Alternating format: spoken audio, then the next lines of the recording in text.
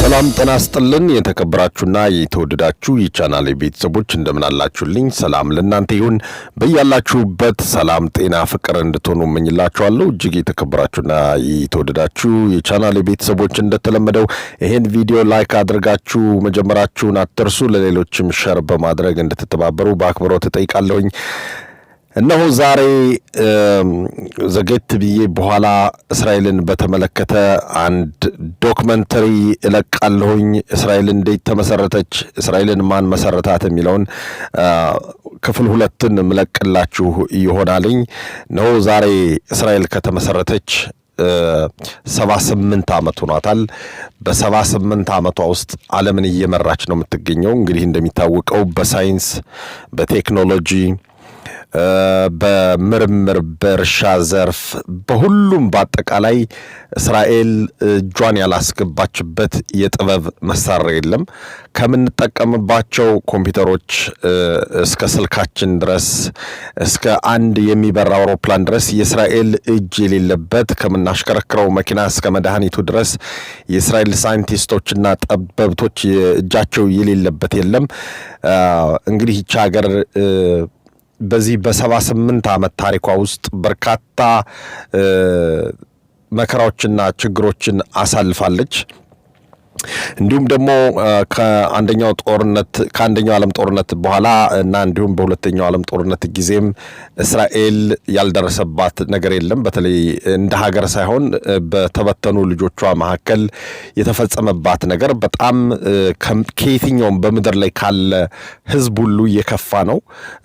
በጀርመን ከ6 ሚሊዮን የሚበልጡ አይሁዳውያን በመላው አውሮፓ እየተለቀሙ ለሳሙና መስሪያነት ሞራቸው እየተወሰደ በሚቃጠል እሳት ውስጥ ተጥለው ከዛ የተረፉ ናቸው። እንግዲህ በአንድ ሞድለት አባባል አለ አንድ ፈላስፋ ሲናገርና እስራኤላዊ ነው። ሁልጊዜ ምን ይላል?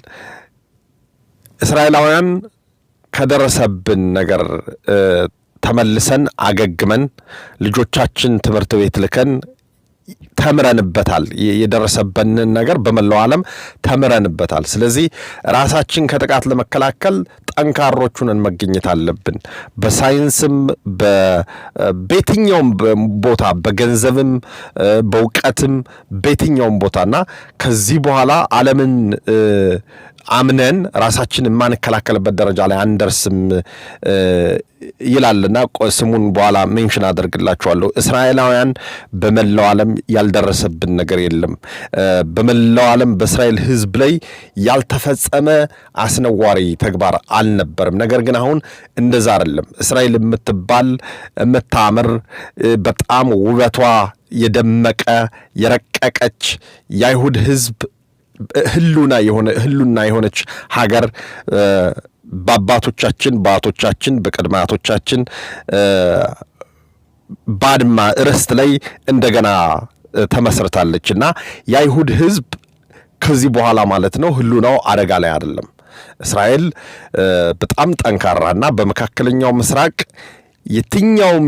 የትኛውም ሀገር ከሷ ጋር ሊወዳደር አይችልም። የትኛውም ሀገር ኢቭን ሱፐር ፓወር የሚባሉ ሀገሮች እንኳን እስራኤልን ማጥቃት አይችሉም። አሁን እስራኤል ደረጃዋ በጣም ከፍተኛ የተራቀቀ መሳሪያ የታጠቀች ሀገር፣ ልጆቿ ደግሞ እሷን ለመጠበቅ ቁርጠኛ የሆኑ መሪዎቿ ብልህ ጥበበኞች፣ በታሪክ ማለት ነው የጀግና ህዝብ ናት የሚባል ስም ይሰጣት ከተባለ ለእስራኤል ነው። እና ጀግና ህዝብ ማለት የእስራኤል ህዝብ ነውና ከስክራች የአንድ ሰው እድሜ በነገራችን ላይ ጠቅላይ ሚኒስትር ቤንያሚን ኔታንያሁ ከእስራኤል በአንድ ዓመት ከምናምን ወር ነው የሚያንስ እንጂ ከእስራኤል ጋር እኩል የሆነ እድሜ ነው ያለው። እንግዲህ የአንድ ሰው እድሜ ያላት ሀገር ዛሬ በዓለም የመገናኛ ብዙሃን ድረ ገጾች ላይ ጠፍታ አታውቅም። በምንም ነገር ማለት ነው በምንም ነገር በሁሉም ነገር እስራኤል ሳትጠራ ውላ አታውቅም። እስራኤል ለዓለም በረከት ናት። እግዚአብሔር ዓለምን እነሆ የሚባርኩህን ረግማለሁ፣ የሚባርኩህንም እባርካለሁ፣ ለበረከትም ሁን ስለተባለ እስራኤል ለዓለም በረከት ናት እና እስራኤል እሷን የነኩ በሷ ላይ ክፉ ነገር ያደረጉ በሷ ላይ ክፉ ነገር ያሰቡ በሙሉ የሉም እና በኋላ ላይ ዘጌት ብዬ ማመጣላችሁ እንዴት አድርጋ እስራኤል ሜይ 14 1948 ዓመተ ምህረት እንደተመሰረተች ከዛ በኋላ ከትንሽ ሰዓታት በኋላ ከሰዓት በኋላ ተመስርታ ወዲያውኑ ሜይ 14 እና 15 በሰዓታት ልዩነት ውስጥ የዮርዳኖስ፣ የሊባኖስ፣ የግብጽ፣ የሶሪያ፣ የኢራቅ፣ የሳውዲ አረቢያ ወታደሮች እንዴት አድርገው እንደወረሯትና ያንን ጥቃት አንድ ባንድ እንዴት አድርጋ እንደመከተችው የመጀመሪያው ጠቅላይ ሚኒስትር ዳቪድ ቤንጉሪዮን በመላው ዓለም ላሉ ይሁዲዎች ታላቅ የምስራች ያበሰሩ የምስራች ነጋሪ ሰው ነበሩ። ነፍሳቸውን ይማርና እሳቸው የእስራኤልን መመስረት በአወጁ በ30 ደቂቃ ውስጥ ብቸኛዋ አገር ዕውቅና የሰጠቻት አሜሪካ ነበረች። ከዛ በኋላ አረቦቹ ተሰባስበው እስራኤልን ለማጥፋት ለመውረር ለመያዝ ምናምን አይደለም ጎበዝ፣ ለማጥፋት ጭጭ ምጭጭ ለማድረግ አይሁዶችን ክፉ ዓላማቸውን ይዘው አይሁድን ሊረግሙ ተሰባስበው መጡ።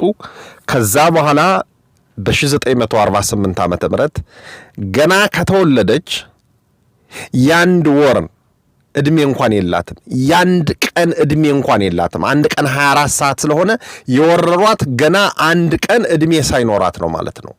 ይሄንን በዘመናዊ አባባል ስትወስደው አንድ ሕፃን ተወለደች ዛሬ። ያችን የተወለደች ሕፃን ግዙፍ የሆኑ ጎረቤቶቿ 6፣ 8፣ 10 ሆነው ተጠራርተው እሷ ጋር ውጊያ ገጠመው ብለህ ማሰብ ነው። ይሄ እግዚአብሔር ተአምር ነው። ይሄ የእግዚአብሔር ቃሉ የማይታጠፈው ሁልጊዜ ከእስራኤል ሕዝብ ጋር የሚቆመው ሕዝቤ የሚለውን ሕዝብ ለመጠበቅ እግዚአብሔር ያጎናጸፋት ኃይል ነበረችና ከሷ ከበለጡ ከትላልቅ አሕዛቦች ጋር ተዋጋች። ጦርነቱ በኋላ ማቀርብላችሁ በ1948 በ1967 በ1973 ከዛ በኋላ ደግሞ በ1982 ከዛ በኋላ ደግሞ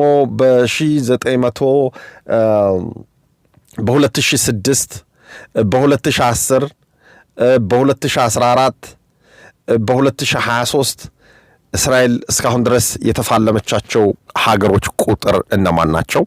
እነ ኢራንን ጨምሮ እነ ኢራቅን ጨምሮ እነ ሶሪያን ጨምሮ እነ ግብፅን ጨምሮ ሌላ አፍሪካ ሀገራት ሁሉ እየሄደች የሰራችውን ታሪክ ለወደፊቱ አንድ ባንድ በዶክመንታሪ አመጣላችኋለሁና እቺ ተአምረኛ ሀገር ዛሬ ከመሪዋ በአንድ ዓመት ከምናምን ወር ነው የምትበልጥ።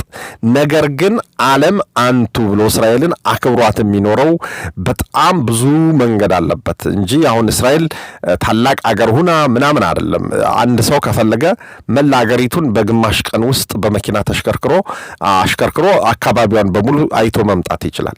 አንዳንድ ቦታ እንዲያውም 6 ደቂቃ ሁሉ እስከ 30 ደቂቃ ነው በቃ በመኪና ልታቋርጠው የምትችለው ማለት ነው። በጣም የበሬ ግንባር የምታክል ሀገር ነች። ነገር ግን እነዚህ ህዝቦች የዓለም ቶፕ የሚባሉ ሳይንቲስቶች፣ በዓለም ውስጥ አሉ የሚባሉ ቶፕ ጀነራሎች፣ ቶፕ ፓይለቶች፣ ቶፕ ዶክተሮች፣ ቶፕ ፊዚሻኖች፣ የተራቀቁ የሳይንስ ባለቤቶች የምንጠቀምበትን ፌስቡክ እንኳን በሄዱበት ሀገር ሁሉ ለዓለም በረከት ናቸው የሚባለው ለዓለም እስራኤል ያላመጣቸው አስተዋጽኦ የላትም፣ ያልሰጠችው አስተዋጽኦ የላትም። አንድ ዛፍ ተተክልና እዛ ላይ ተዝቆ የማያልቅ አትክልት ፍራፍሬ ታመጣበታለች።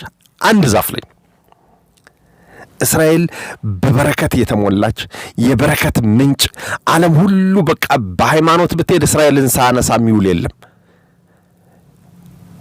በሳይንስ ብትሄድ እስራኤልን ሳታነሳ አትውልም። አልበርት አንስታይን ብሎ ነው ሰው ታሪኩን የሚጀምረው። እስራኤል በዓለም ውስጥ በረከት የሆነች ሀገር ነች። የዓለም የፖለቲካ ስበት ማዕከል ነች። የኢኮኖሚ ስበቱ ማዕከል ነች። የሳይንስ ስበት ማዕከል ነች። በቃ እስራኤል ሳትነሳ የሚነሳ ነገር የለም። እስራኤልን ሳታነሳ የምታነሳው ነገር የለህም። እና እቺ ሀገር እንደዚሁና በቃ ከትናንት የስንት ሺህ ዓመት ስልጣኔ ካላቸው ሀገሮች በእርግጥ እስራኤል የሺህ ዓመት ታሪክ የነበራት ሀገር ነች። ነገር ግን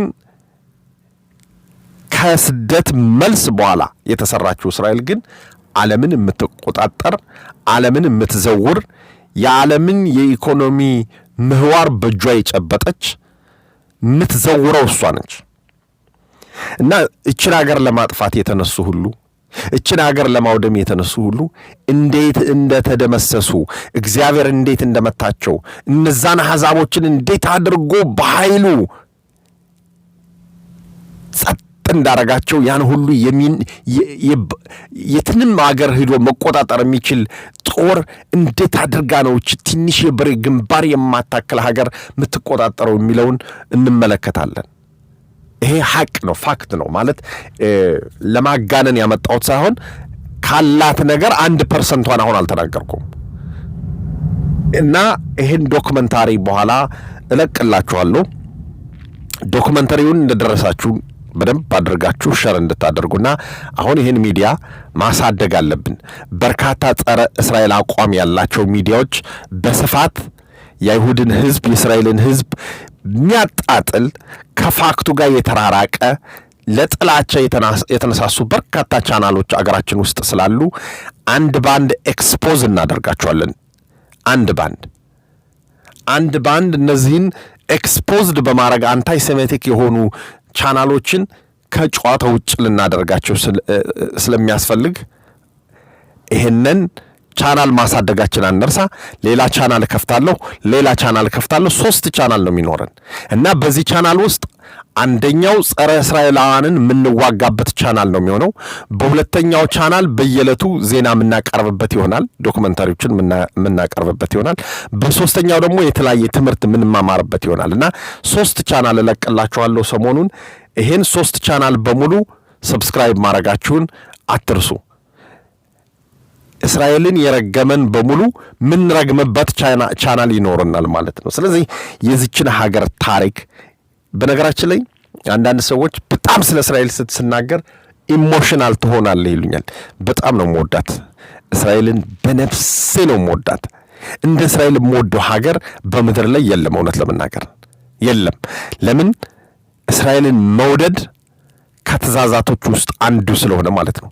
እግዚአብሔር ያከበረው ሕዝብ ስለሆነ፣ እግዚአብሔር የመረጠው ሕዝብ ስለሆነ። የሚጠፋው የሚተራመሱ ሀገሮችን በሙሉ ከተመለከታችሁ እግዚአብሔር የረገማቸው ሀገሮች ናቸው። ለምንድን ነው የረገማቸው? እስራኤልን ስለረገሙ ነው። እስራኤልን የረገሙ ሀገሮች ሁሉ በውስጣቸው ሰላም የላቸውም። የይሁዳው ሕዝብ ይደምሰስ፣ የአይሁድ ሕዝብ ይሙት፣ ይጥፋ፣ እንደዚህ ነው እንደዛ ነው ያሉ በሙሉ ወይም አይሁድን እስራኤልን እናጠፋለን ብለው የተነሱ ሀገሮች በሙሉ የሉም፣ አይኖሩም። ለወደፊቱም ሰላማቸው የለም። በቃ በውስጣቸው ሰላም አይኖራቸውም። ያርሳሉ፣ ሰብል የላቸውም። ሳይንቲስት ይቀጥራሉ፣ አይሳካላቸውም። በእስራኤል ለመሳሪያ ለመስራት ይዶልታሉ። መሳሪያው ቢተኮስም አይሰራም፣ ሊተኮስም አይችልም፣ ኢላማውን አይመታም። በአጠቃላይ ይሄ የእግዚአብሔርን ሕዝብ የሚረግብ በሙሉ እኛ እኮ በእጃችን እኮ የእግዚአብሔር ትንቢት እኮ ሲፈጸም ምንመለከት ሰዎች እኮ ነን። እና አንዲት የበሬ ግንባር የማታክል ሀገር እንዴት አድርጋ ነው ያን ሁሉ መካከለኛው ምስራቅ ብቻ ሳይሆን በመላው ዓለም ጠላቶቿን እያሳደደች በሷ ላይ የፈረዱባትን ሁሉ የምትፈርድባቸው እንዴት አድርጋ ነው የሚለውን በዚህ ዶክመንተሪ ውስጥ እለቅላችኋለሁ። ወደ ማታ ላይ ነው የምለቀው። ይህን ቪዲዮ እንግዲህ እንዳልኩት ለሌሎች ሸር አድርጉ፣ ተዘጋጅታችሁ ጠብቁኝ። ምርጥ የሆነ ዶክመንተሪ ነው የምለቅላችሁ እና አንዳንድ ጊዜ ቪዲዮ ስለቅ የወዳጆችን ነው ለወዳጆች ነው። ይሄ ቪዲዮ ላይክ አድርጋችሁ መጀመራችሁን አትርሱ። ቫይራል መውጣት አለበት። ይሄን ቪዲዮ ለመስራት በጣም ብዙ ኤዲት ማድረግ ያስፈልጋል፣ ብዙ ሰዓት ያስፈልጋል። ነገር ግን የሰራነው ቪዲዮ ዋጋ ሊኖረው ይገባልና እስከ መጨረሻው ደግሞ ማዳመጥ አለባችሁ። እያንዳንዱን የምለቀውን ቪዲዮ እስከ መጨረሻው ድረስ ማዳመጥ አለባችሁ። ካዳመጣችሁ በኋላ ደግሞ ለሌሎች ሸር ማድረጋችሁን አትርሱ። ቻናልን ገንባ። እስራኤል እንግዲህ እንዳልኳችሁ አሁን ሰለብሬት እያደረገች ያለችው 78ኛ ዓመቷን ነው። እንግዲህ በሱ ላይ በኋላ የምንገናኝበት ይሆናል። የተከበራችሁና የተወደዳችሁ የቻናሌ ተከታታዮች እጅግ አድርጌ አመሰግናችኋለሁ። በጣም ነው የምወዳችሁ፣ በጣም ነው የማከብራችሁ። ሁላችሁንም ስለምታደርጉልኝ ድጋፍ በጣም አድርጌ አመሰግናለሁ። መልካም ቀን ይሁንላችሁ። መልካም የእስራኤል ኢንዲፔንደንስ ዴይ ብለናልኝ ለእስራኤል ቤተሰቦች መልካም ቀን